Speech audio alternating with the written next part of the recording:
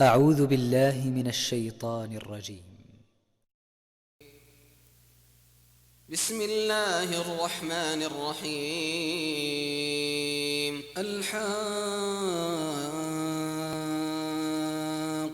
ما الحاقة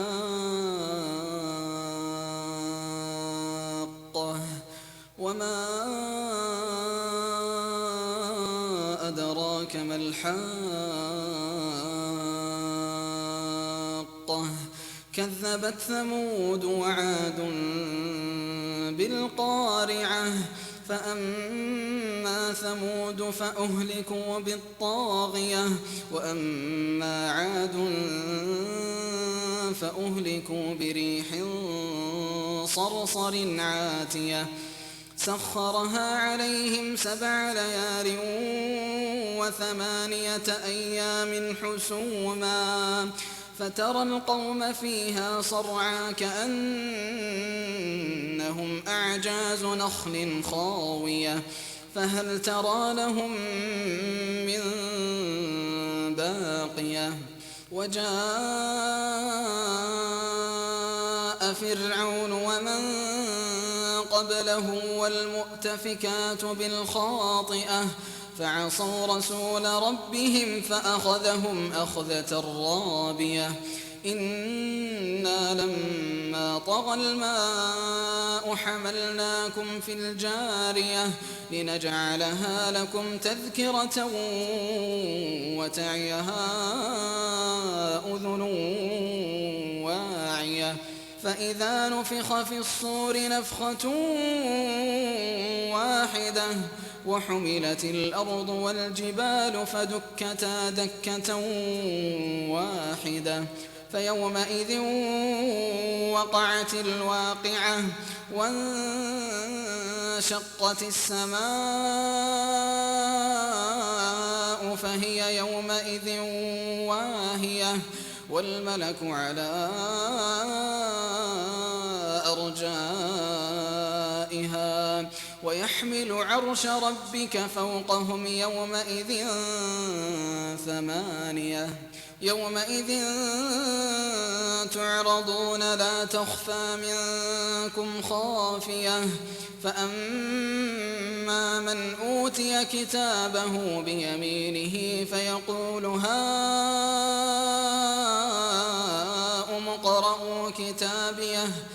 إني ظننت أني ملاق حسابيه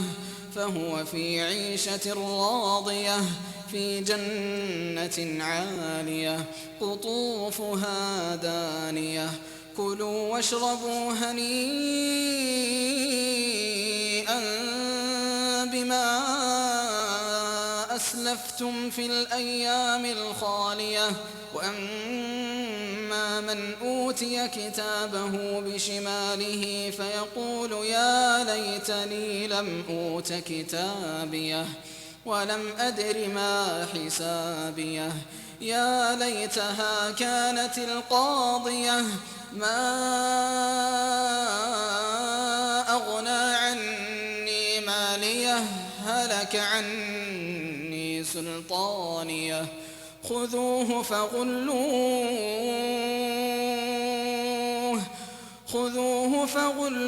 ثم الجحيم صلوه ثم في سلسلة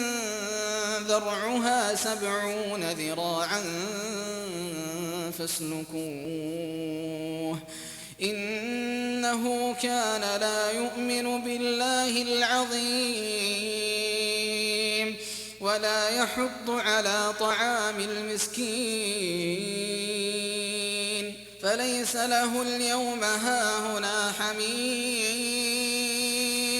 ولا طعام إلا من غسلين لا يأكله إلا الخاطئون فلا أقسم بما تبصرون وما لا تبصرون إنه لقول رسول كريم وما هو بقول شاعر قليلا ما تؤمنون ولا بقول كاهن قليلا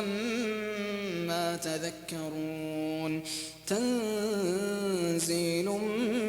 من رب العالمين ولو تقول علينا بعض الأقاويل